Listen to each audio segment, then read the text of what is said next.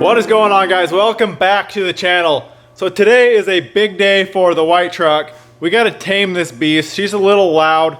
We got to get some exhaust on it. So I picked up just like a do-it-yourself kit basically. It's just some straight pieces, some bends. I got a muffler. So we got to cut this exhaust up, make a full system with a muffler and everything. Quiet this thing down. It is extremely loud. It has got about a foot of exhaust right now. So it's very, very loud. So this is the little do-it-yourself kit basically. It's got two 4-foot, it's got two 45s, two 90s, and two 180s actually as well. And then I picked up a little Flowmaster exhaust. This is all 2.5-inch piping, so it should work pretty well with the 3.4 engine in there. Let it breathe. So hopefully this muffler isn't too loud. I have the smaller style muffler on the TDI truck. It's the same Flow FX Flowmaster muffler, just a smaller version. It's just like a 4-inch round, and it actually quieted it down quite a bit. So this thing should do pretty well on the truck. So basically what we're gonna do is run straight pipe from this little 2-in-1 right down here. You can see right there is where the exhaust ends right now. So we're gonna run straight all the way back up to this rear cross member, and then we'll 45 up, 45 again, put the muffler here, come out this way, and then turn and dump it out kind of where the factory exhaust comes, hook it up to that hanger and everything. So the first thing I'm gonna do is just grab a straight piece, tack it on to the exhaust that's on the truck, get it back, and we'll just kind of work from there, get our 45s up, get the muffler tacked on, and see where we can go with it.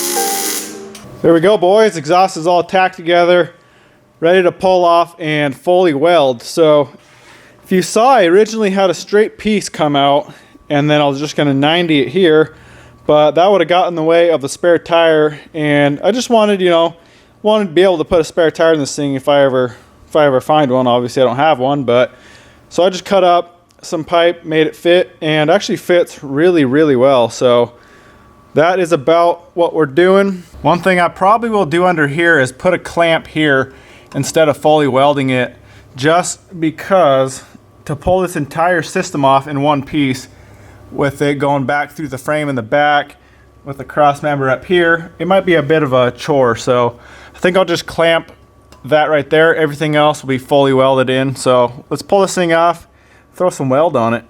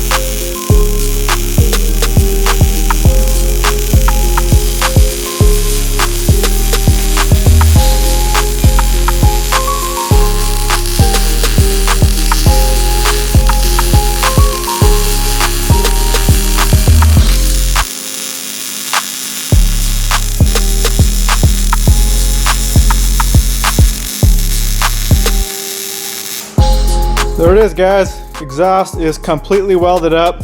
Turned out really good for, I haven't MIG welded exhaust tubing for so long, especially the butt welds. They were a little bit of a trick to get back into the groove, but turned out pretty good.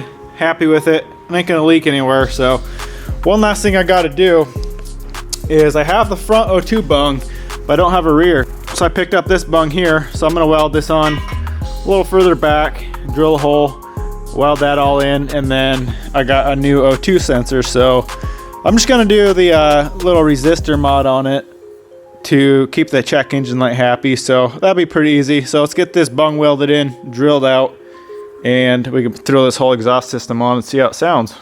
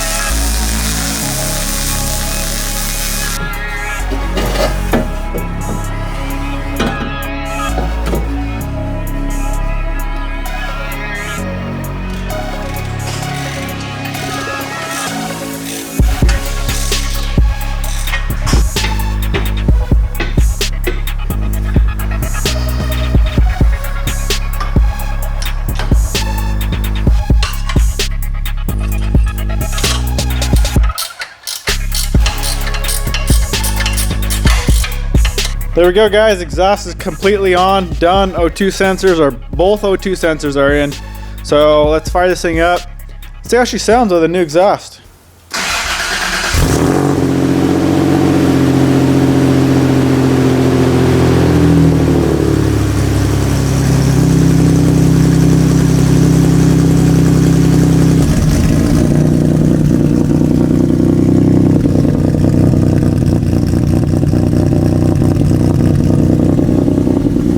There we go, guys. Sounds good, and the motor actually sounds like it's running better because it's not just wide open, louder than crap. So no exhaust leaks, so I'm very, very stoked about that. So I'm gonna let this thing warm up, get up the temperature, because I really haven't even got it up to temp yet since I put the motor back in. So we're gonna let it run for a while and see how she runs when it's all warmed up. All right, boys, I got this thing warmed up, and it's starting to kind of miss again, which is kind of weird. It never really did it before. I guess I didn't really run it long enough before I pulled this motor out. I never really got it all the way up to temperature and seeing how it ran then, but the idle is really low. After it got warmed up, you can see the idle drops down like 500 and it starts missing a little bit.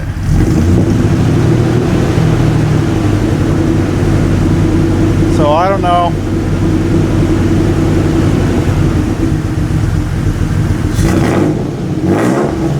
So you can hear it here. It's definitely idling quite low. It's probably like 500 RPM. So I don't know. I think maybe it could be because I reset the ECU. Obviously when I welded, I pulled the battery terminals off, and I know that can screw with your idle and a lot of things. You actually have to drive it a few times for the ECU to kind of calibrate itself. So I don't know if that's it or if something else is still going on. I guess we'll just have to wait till we drive it and see what it does. There it is, guys. So I'm glad we got the exhaust done. Everything with the exhaust is really good. No leaks, anything like that. So super stoked about that. It is kind of weird this thing is missing after it warms up. It could, like I said, it could just be the ECU needs to go through its paces and calibrate itself again. When you disconnect the battery terminals, the ECU kind of needs to relearn all the parameters and everything with the engine. So I've noticed it in the past on other vehicles that the first thing you notice is a low idle, and then after you put a few miles on it, it smooths out. So that could be it. So we really just need to get this thing back on the road. I want to get the bed back on it. Well, first I want to get the frame painted. We'll put the bed back on, get this thing drivable, and then we'll go drive it, put a couple miles on it and see if that changes anything. If not, we'll start digging in. Maybe it's injectors or something. So that's it for this one, guys. I really hope you enjoyed it. Hope you liked the exhaust. I think it turned out amazing. Go give it a big thumbs up, subscribe, and we'll see you in the next one.